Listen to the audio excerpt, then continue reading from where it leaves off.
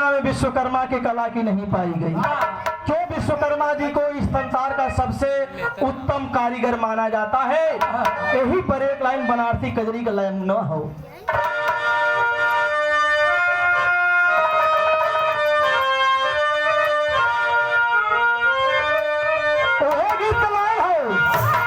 जब हीरा और बुल्लू चच्चा का मुकाबला हो, हीरा और बुल्लू चच्चा का मुकाबला हो तो हीरा चच्चा एक लाइन गावे, क्या गावे? अरे हमके मेहदी, तो हमके मेहदी मंगा दा मोती झील से, जाई के साया मिल देना।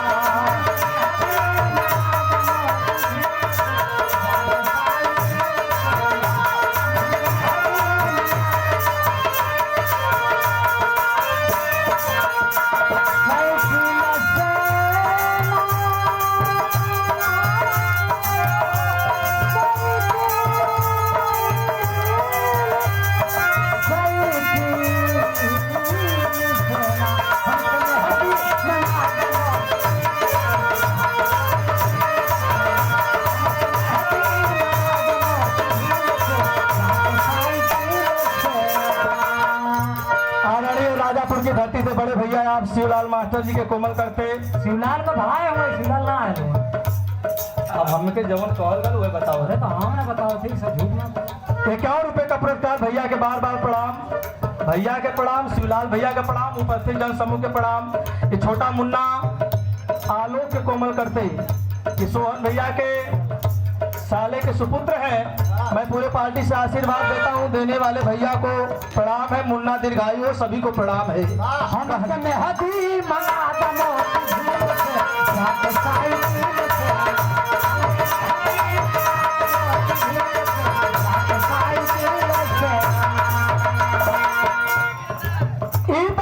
हीरा चच्चा गावे, जब हीरा चच्चा गावे तो बुल्लू चच्चा आके कहा हीरा हीरा आगे तो तोरे समझ में आई। हाँ हम ले आई कहाँ से? साइकिल से जात हुआ चापा बना। राजा हीरा चच्चा बुल्लू चच्चा दे, क्या बुल्लू चच्चा कहा? हमके मेहदी मंगा दा पितर कुंडा से, साइकिल हीरो हुंडा से देगा। हमके मेहदी मंगा दा पितर कुंडा से, साइकिल हीरो हुंडा से।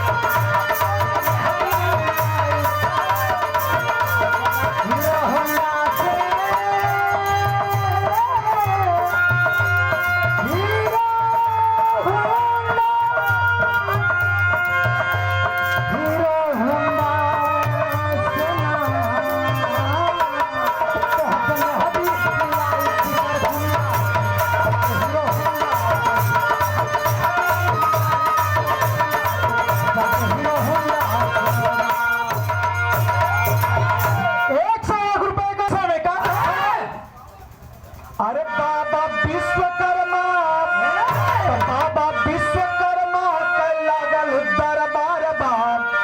अरे बाबा विश्वकर्मा को महिमा अपार बा, सच्चा दरबार बाबा।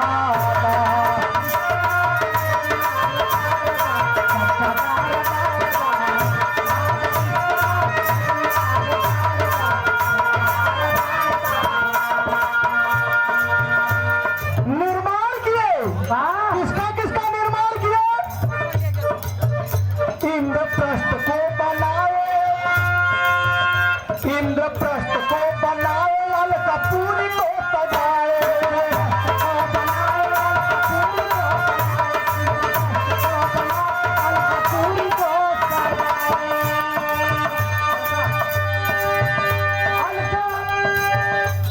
इंद्रपुरी इंद्रप्रस्थ को बनाए।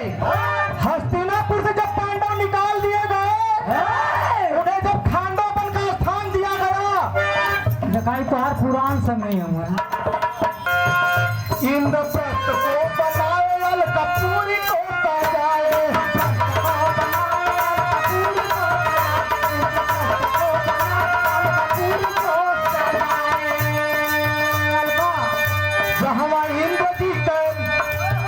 जहाँ इंद्र जी का लागल बार बार बा,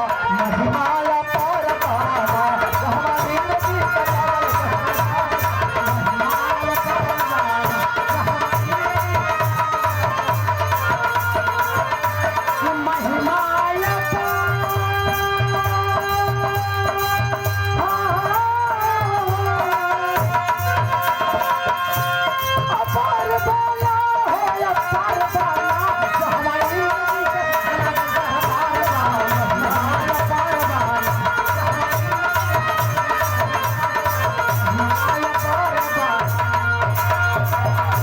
इतना ना विश्वकर्मा जी पूरे सृष्टि की रचना में लगल हवन।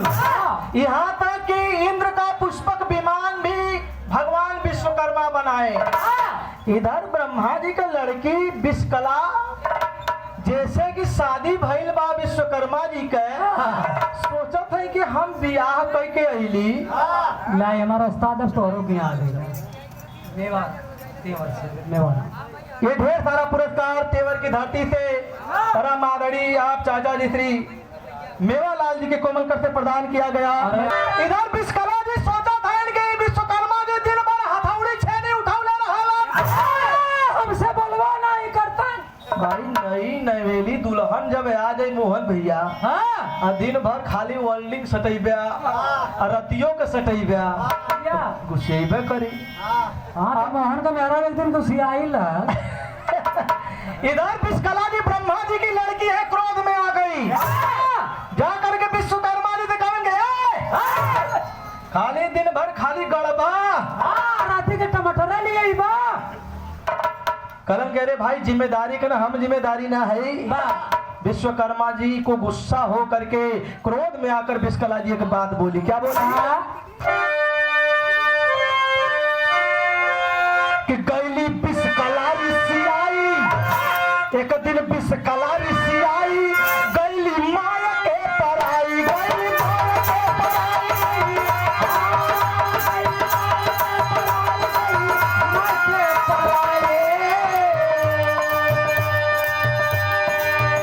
गैली माया के पराई, गैली माया के पराई। क्रोधित विश्वकर्मा के लागल तन अंगार बा, महिमाया पार बाना। क्रोधित विश्वकर्मा के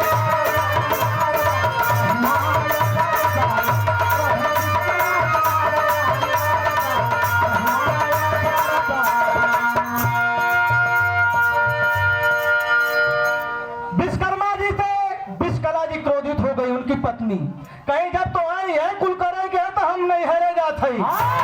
तू कमाए ही ठिया।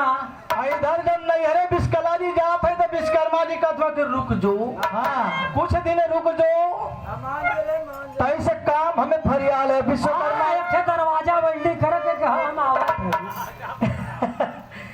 कहे कि कुछ दिन रुक जाओ, कहे 1 मिनट नहीं रुकूंगी। क्रोध में आकर के विश्वकला जी जब मायके चली गई, ब्रह्मा जी के घर चली गई, इधर विश्वकर्मा जी के क्रोध से शरीर लाल हो गया। हमार मेहर हमार बात ना मन ले। बड़ी मन बढ़ूबा, बात नहीं खे माना। विश्वकर्मा जी करते हैं क्या? क्रोध में आकर टेरी का भाव लगता है।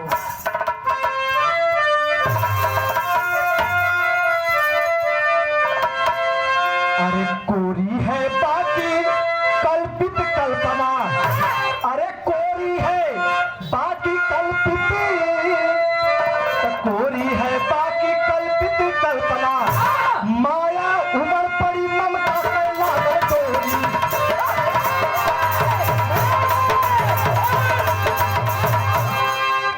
माया उमड़ पड़ी ममता के लागल डोरी, कोरी है बाकी कल्पित कल्पना। चल दी क्रोध में लाल है विश्वकर्मा जी, कारण के है निपोरी। ऐसा तो 50 ठे मेहरा रुली गई। विश्वकर्मा जी कारण के जा तोरे बिना भी काम चल जाई। विश्वकर्मा जी अपने औरत कारण के तोरे बिना भी काम चली। काम चलावे खातिर विश्वकर्मा जी कैलन का भैया यहाँ पर एक लाइन गीत बदला था। का गीत का लाइन हो?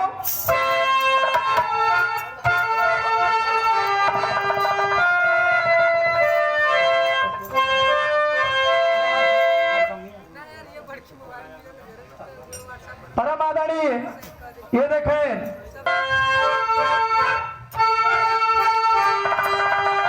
एक रामदेव बच्चा अपने जवानी में गावे। कैसे गावे? अरे पहला बसंत, पहला बसंत, अरे उड़ेला करती मोरी, तो देहिया भइले बा, अरे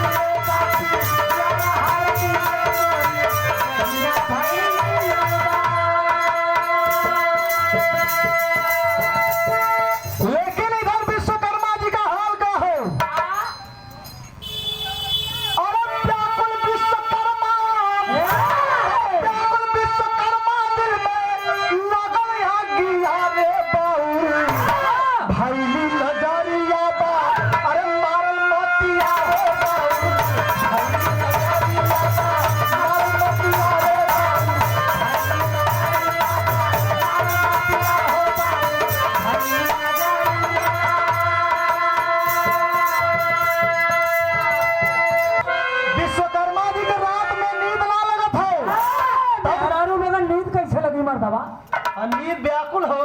हाँ तब का आधी रात के विश्वकर्मा जी की बिरह साला थी। जब उठलन तो अपन छेनी हथौड़ी उठौले हो। जब उठाए के विश्वकर्मा जी करत का हवन, अरे पत्थरे से सुघर एगो, पत्थरे से सुघर एगो बनवला जनाना, पत्थरे से सुघर एगो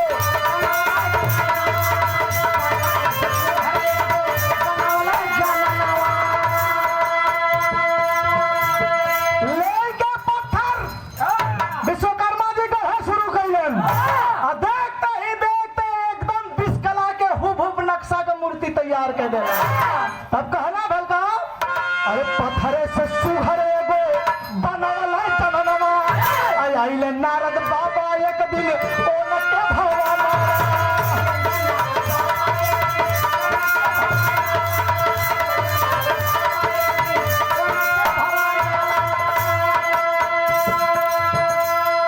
देखता देखत एगो सुंदर मूर्ति एकदम बिस्कला के रूप का बना दिए। नारद जी सोचले कि हमार बहन बहुत दिन से मैके आइल है, चली भेंट कर नहीं। तो जीजा कब हमरे बहनिया का खबर लेवे ना आइलन। तो चली देखी करत का हम अब बीड़ा